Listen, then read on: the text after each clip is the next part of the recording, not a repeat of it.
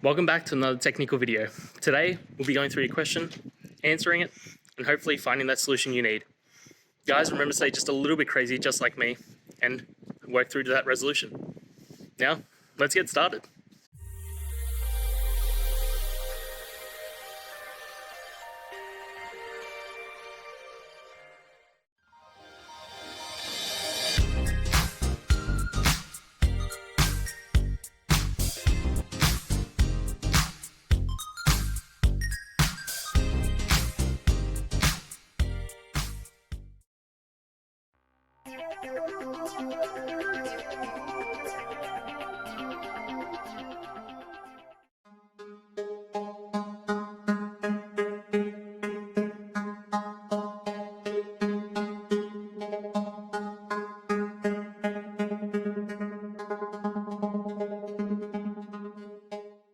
And that's it, guys. I hope this video has helped you find that solution that you're looking for.